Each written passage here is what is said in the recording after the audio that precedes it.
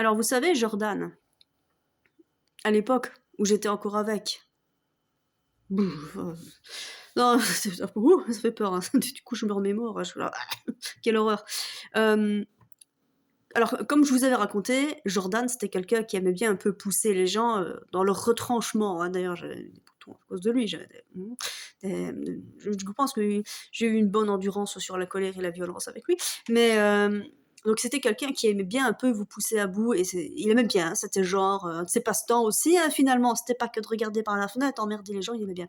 Et en fait, ce qu'il faisait, c'est important que je vous le raconte, parce que pour moi, c'est un peu genre... je vais me confesser, vous voyez, ça fait du bien de se confesser, putain. Donc, au-delà du fait de faire chier son monde à longueur de temps, il a essayé un petit peu de se prendre pour ce qui n'était pas. Il aimait bien pousser les gens à bout, et après, il aimait bien les séquestrer. Je vous dis ça, je rigole maintenant, mais je vous garantis que sur le moment même, je rigolais pas. Donc c'était une personne qui était abjecte. Et moi, quand on est abject avec moi, et comme la plupart des êtres humains normaux, la seule issue que je vois, c'est ça va, je m'en fous, je rentre chez moi. Donc qu'est-ce que je fais? Je me casse, je rentre chez moi, tu m'emmerdes. Voilà. Mais alors, c'était un petit con parce qu'il avait anticipé. Pour vous dire un peu comment c'était quelqu'un avec un esprit un petit peu malsain, il avait anticipé le coup. Donc il sait qu'il va faire du mal, et entre-temps, il avait verrouillé la porte, il avait planqué la clé, je sais toujours pas où il l'a planqué. Hein. Donc il planquait la clé, et puis après, il s'y donne à cœur joie. Voilà. Moi, si je fais du mal à quelqu'un un jour, j'ai pas fait exprès, je m'en suis pas rendu compte, et d'avance, pardon. Voilà, je ne sais pas. Mais lui, il l'anticipait. Et donc, quand je me rendais compte que j'étais renfermée, je lui disais, laisse-moi sortir. Et lui, il faisait, non. Putain, franchement, je le fais trop bien, c'est affreux. Non, c'est attardé, ce mec-là, c'est pas possible. Et je lui disais, laisse-moi sortir, ça va mal se mettre, ça. Et puis, je m'en fous, il est renfermé. Et un jour, je lui ai dit, je vais défoncer ta porte. Parce que, quand même.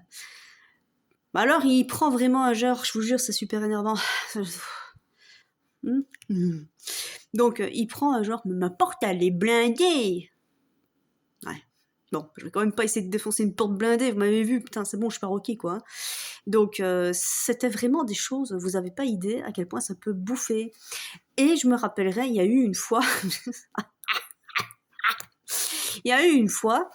je lui ai dit, bah, tu me laisses pas sortir, je vais appeler la police. J'essaye de lui expliquer, tu sais que enfermer les gens comme ça s'appelle une séquestration. C'est un terme légal, en fait, hein. C'est pas genre je te fais peur avec, c'est vraiment ce qui est en train de se passer. Tu m'attires chez toi, tu anticipes ton coup, tu renfermes des gens, et puis ensuite t'es là en train de me piquer à mort pour juste me faire du mal, en fait. T'es un gros con. Mais, donc je lui dis, je vais appeler la police, parce que c'est un peu genre illégal quand même, ça, putain! Et puis je me rappellerai toujours, parce qu'avec son lien, il m'a bien, parce qu'en fait, lui, il connaissait quelqu'un à la police. Mais comme moi aussi, j'en connais, enfin tout le monde connaît quelqu'un qui est policier, tant mieux. Hein. Mais alors lui, il pensait que parce qu'il connaissait de vue une personne, il pensait que la loi, elle était faite autour de lui, mais que ça le concernait pas, quoi. Donc, mais je m'en fous, je connais quelqu'un. Putain, sans déconner, mais moi j'avais un petit mélange de pitié quand même. Mais je vous jure, ça déconnait mal. Hein. C'était des trucs, je l'ai assez mal vécu. Je l'ai assez mal vécu. Parce que ce mec-là, il est passé à ça de mourir, vous imaginez pas combien de fois. Franchement, il est passé à ça. Il était là en train de faire barrage devant moi. Genre, putain, enfin, c'est pas, toi, tu te mets devant moi, tu fais barrage.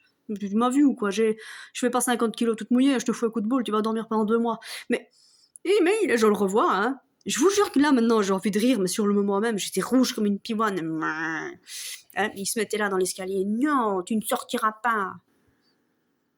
Ah la vache.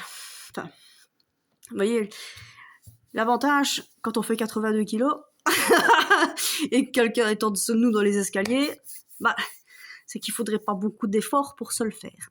Donc, mais je le fais pas. Je le fais pas.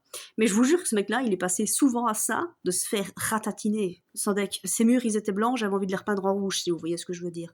Mais ce gars-là, voilà, c'était un peu son hobby aussi, me séquestrer. Mais c'est vraiment vicelard. Parce qu'encore une fois, il verrouillait tout, et puis ensuite, il attaquait. C'est malsain. C'est carrément malsain.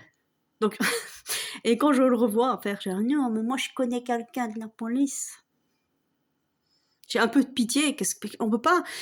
J'ai jamais vraiment pu être fâchée parce qu'il me faisait beaucoup de pitié plus qu'autre chose. Voilà. Donc c'était. Mais je me dis tiens, fallait que je vous le raconte aussi. La séquestration, c'est quelque chose que j'ai connu. Hein, maintenant, je vous en parle avec le sourire. Hein. Il y a une petite pointe quand même de. Hein.